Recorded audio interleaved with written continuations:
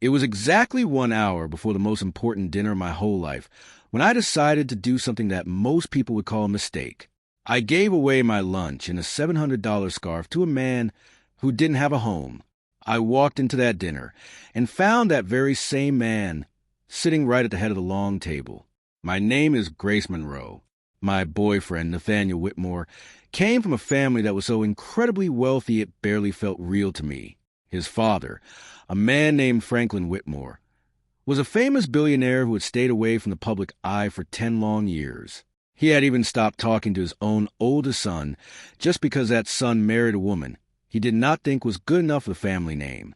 For 2 long years, that name had been like a dark shadow hanging over our relationship, and we just could not get away from it.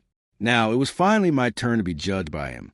Nathaniel had spent the whole week feeling terrified that I would fail the test, just like his brother did a long time ago. He gave me a long list of rules to follow. He told me, "Please do not talk about your job at the charity because it might sound too small." He told me not to talk about my parents or how they were just regular, modest people who lived a very simple life.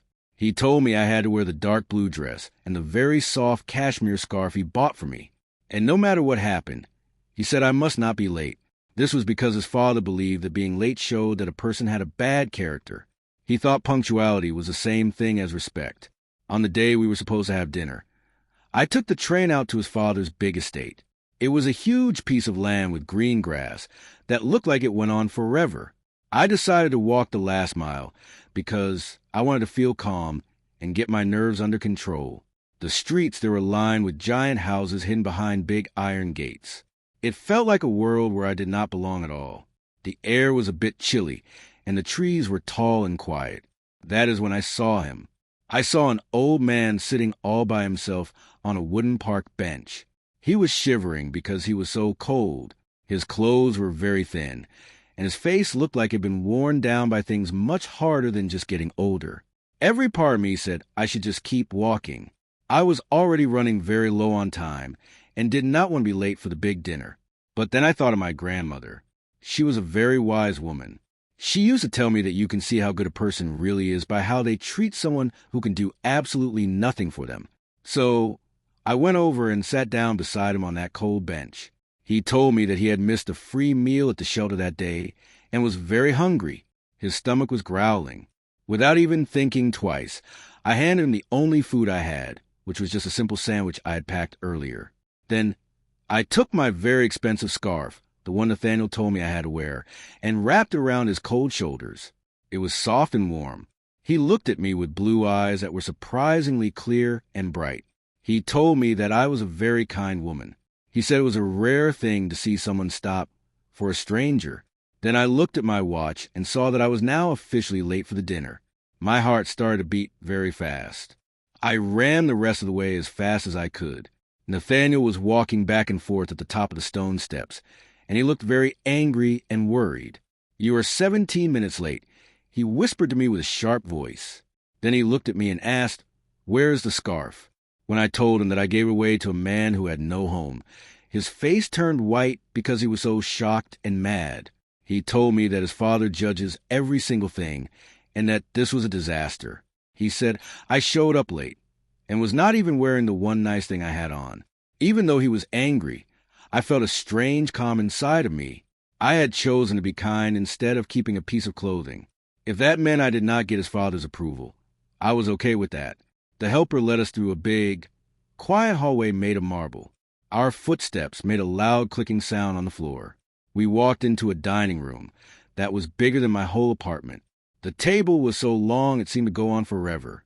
At the very end of the table sat one person. My whole body went cold when I saw him. It was the man from the park bench. My scarf was draped over his shoulders.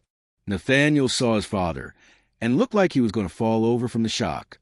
Franklin did not even look at his own son. His eyes were only on me, and he gave me the same warm smile he had given me on the bench. He told me welcome and asked me to sit down in the chair next to him. Then he looked at Nathaniel, and his voice became as cold as ice. He said he had spent 10 years testing people who thought that no person of importance was watching them.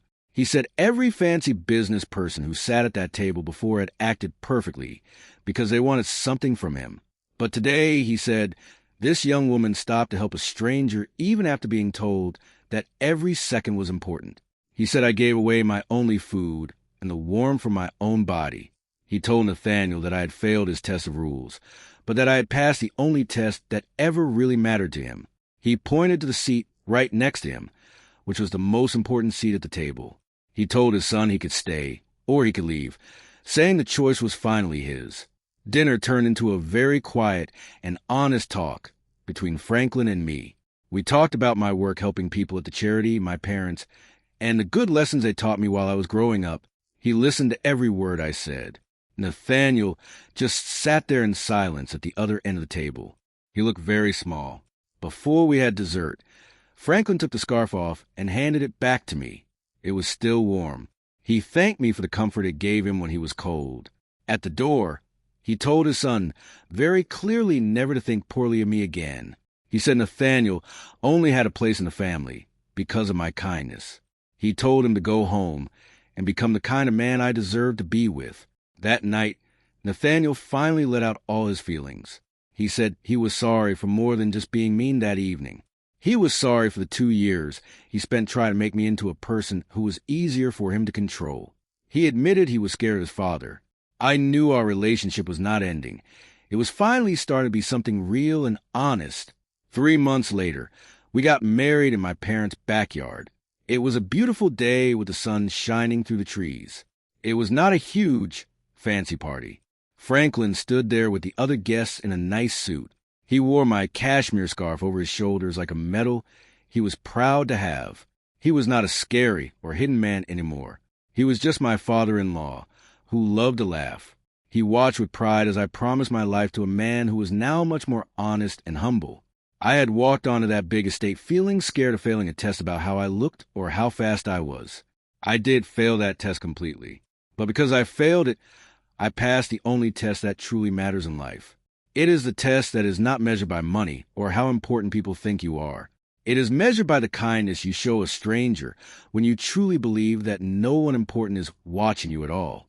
It is about the love you give when you have nothing to gain.